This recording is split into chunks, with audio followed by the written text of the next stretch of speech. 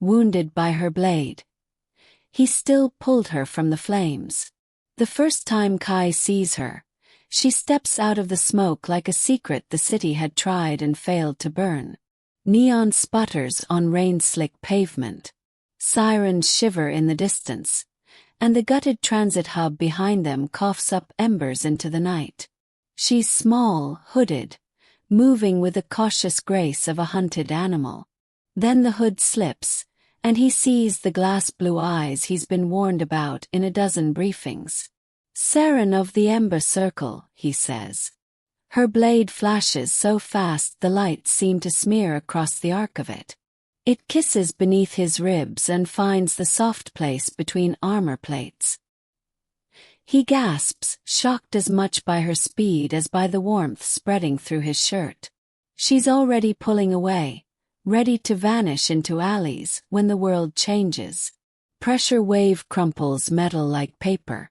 Fire takes a long, greedy breath and roars from the transit hub, a rolling orange wall. The blast throws both of them across the wet asphalt. The smell of cooked circuitry and melted signage fills Kai's mouth. He rolls onto his side. Pain spikes through him like an iron star, her blade still singing in his muscle. He could let her run. He should.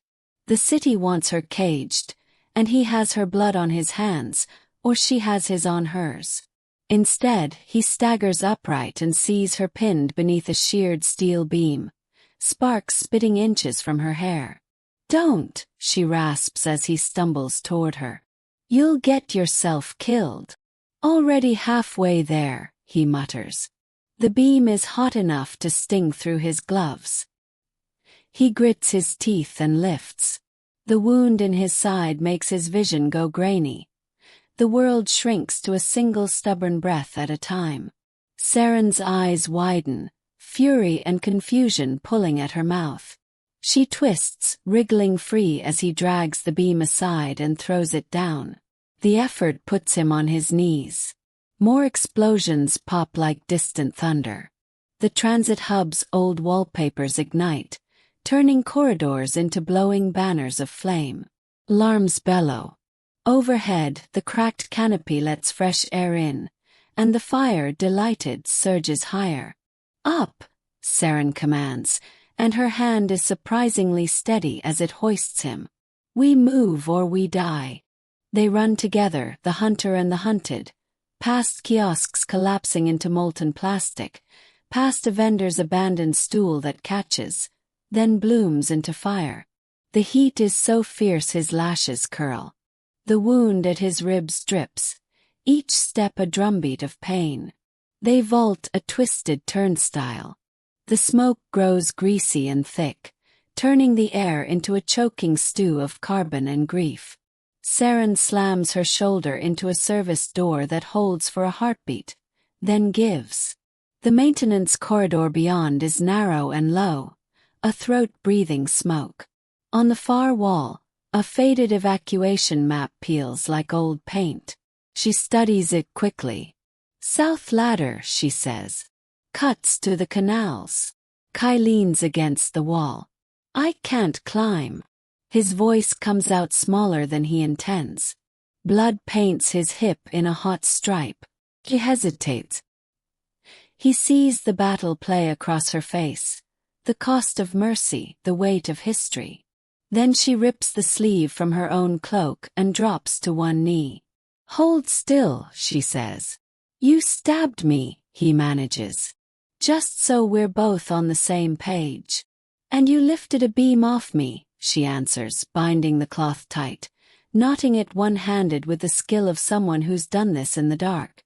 "Just so we're both also on the same page." They move. Each corner reveals a new negotiation with the fire. The station has become a living thing, breathing, cracking, whispering in tongues. Above them, ducks groan and fall. A sign melts into a silver ribbon. Somewhere someone screams, then stops.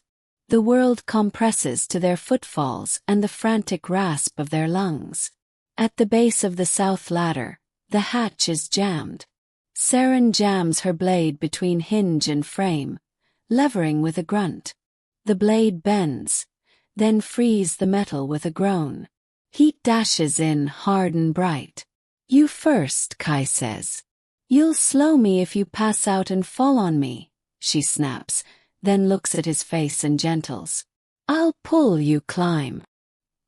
He nods, and for a breath he lets the oddness of this trust settle. How quickly enemies can become a single organism when the walls start to eat themselves. He grips the rungs. Every pull is a prayer to friction and will. Saren climbs below him, one hand steadying his boot when it shakes.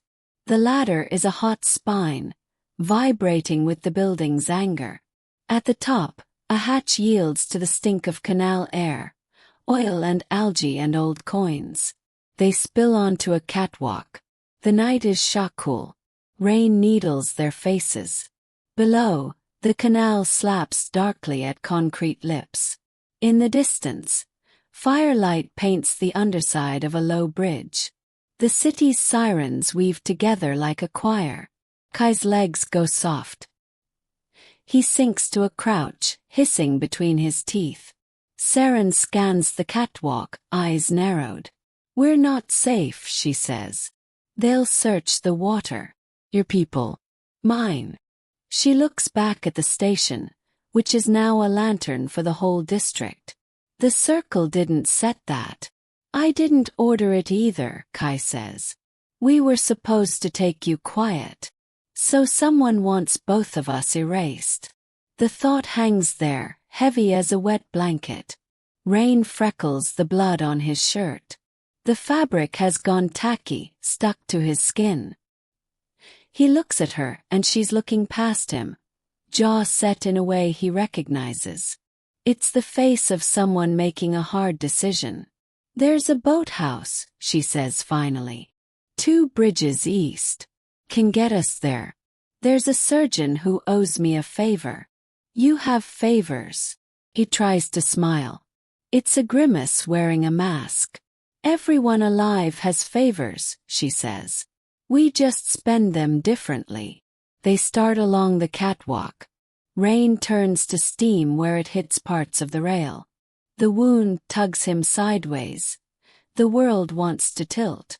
Saren slips under his arm, the contact startling and steady. She's wiry, stronger than she looks. He remembers the speed of her blade, the precision, how cleanly she'd found the weakness in his armor.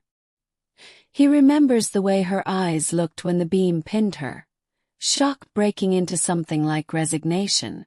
"Why did you pull me out?" she asks, not looking at him. "Because," he says, and it takes a few steps to find the words that feel honest.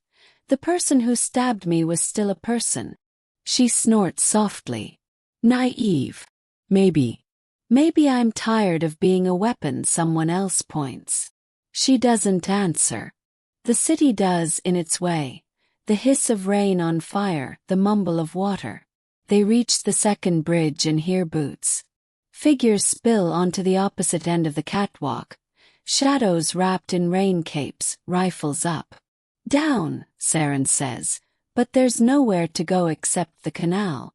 She studies the length of the catwalk, its gaps and bolts, the way the railing sags near a maintenance panel.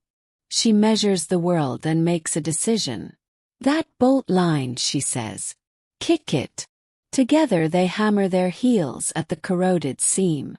Metal shrieks. A section of the rail tears away and drops into the water. Catwalk dips. The approaching rifles stutter, slowed by surprise. Saren shoves Kai through the gap. The canal swallows him, cold biting all the way to bone. He breaks the surface and sees her silhouette pause, a knife-cut shape against the fire glow before she jumps. Water closes over them like a secret. The current grabs, eager and rough, and the world turns to bubbles and black. They come up beneath an overhang, clinging to a slime-slick ladder. Their pursuers' lights smear across the water, blind and searching. Saren leans close, breath warm despite the rain. "One more bridge," she whispers. "Then right." He nods. He's shivering now, from blood loss and the shock of choosing.